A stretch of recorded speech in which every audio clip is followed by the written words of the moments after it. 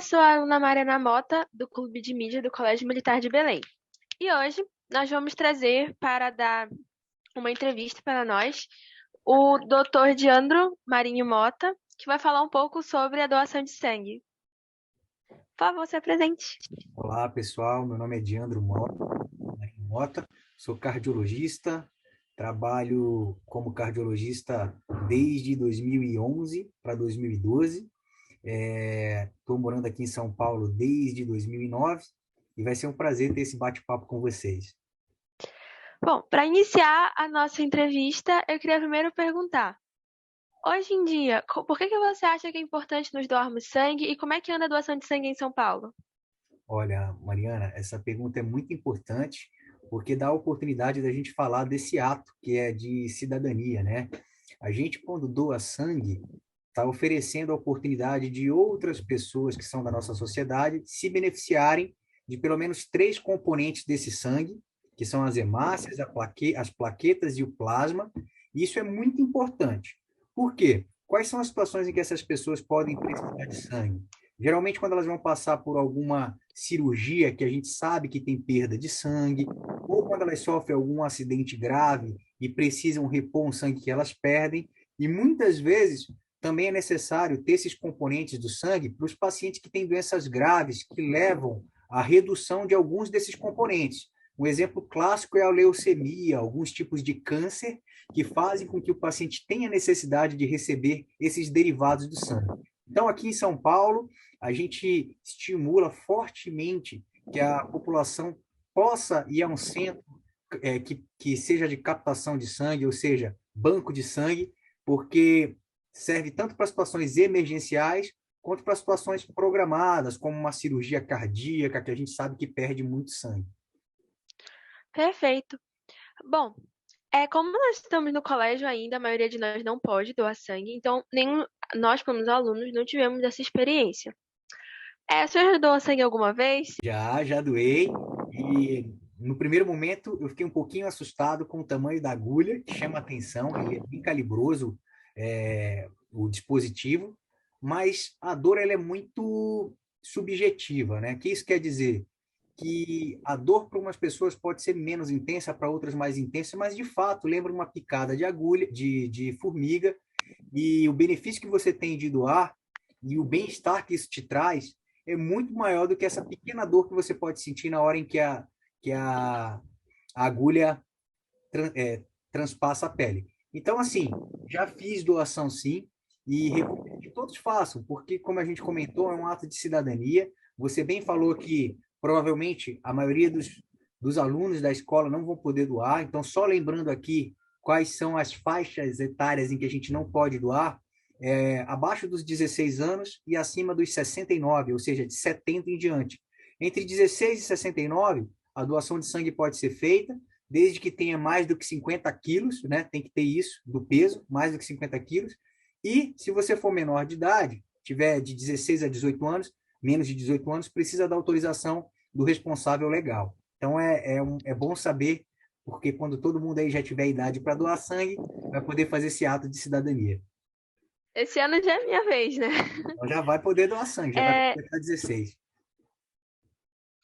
bom, aí em São Paulo você trabalha como cardiologista e nas instituições que você trabalha, como você vê que é aplicado esse sangue e se a disponibilidade das pessoas para doar sangue está crescendo em São Paulo? Como é que anda aí essa campanha? Uma campanha muito forte para conscientizar a população da importância de doar sangue. A gente acha que, não, eu não vou doar porque dói quando eu recebo a picada, eu não vou doar porque tem muito sangue, as pessoas já fazem dinheiro com isso. Isso não acontece, tá, pessoal? Não pode ser comercializado sangue, e justamente por isso depende da nossa boa vontade, da nossa visão de cidadão para que a gente consiga fazer esse ato de caridade. Muitas pessoas vão precisar de sangue por doenças instaladas e para procedimentos cirúrgicos que são importantíssimos, como, por exemplo, transplante cardíaco, correção de problemas no coração. Então, no Instituto Dante Pazanese, onde eu trabalho diariamente, nós temos um banco de sangue dentro da nossa instituição. Como que a gente tenta lidar com essa situação de, às vezes, precisar de sangue e não ter, né? Porque você imagina uma cidade grande como São Paulo, acontecendo acidentes diariamente, com necessidade de transfusão de sangue, com muitas cirurgias acontecendo todo dia.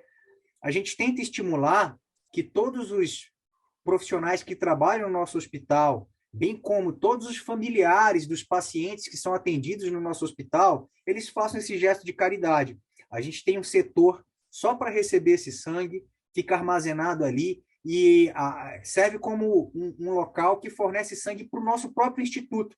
A gente todo dia faz cirurgia cardíaca, todo dia a gente recebe casos de emergência e a gente, com frequência, precisa de algum dos derivados de sangue, seja plaquetas, seja hemácias ou mesmo plasma. E quando a gente faz essa política de estimular dentro da nossa própria casa a doação de sangue, a gente consegue garantir que a gente não fique sem estoque, para não correr risco de precisar de um derivado de sangue numa situação emergencial e não ter.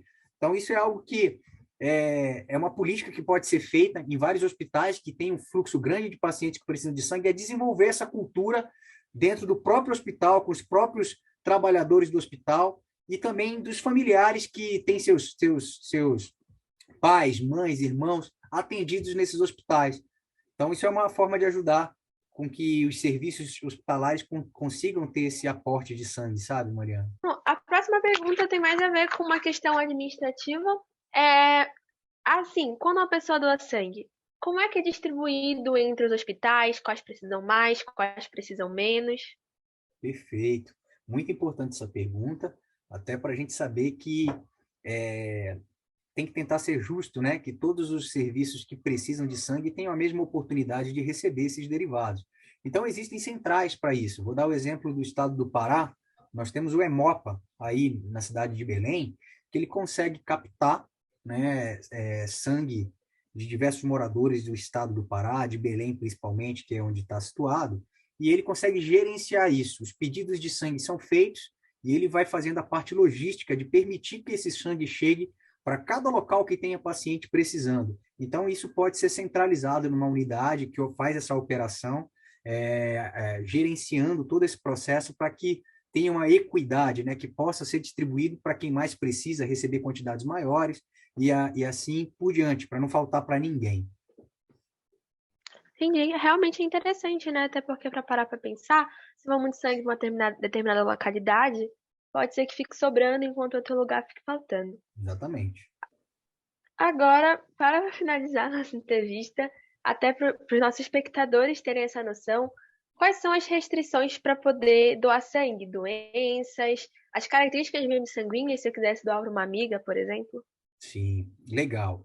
Ó, o processo que é feito, para vocês entenderem, é o seguinte: você, quando chega num banco de sangue, que você quer doar sangue, você passa por uma entrevista. Primeiro vai ver se você está entre aquela faixa etária de 16 a 69, se você pesa mais de 50 quilos, se for menor de idade, se tem autorização dos pais.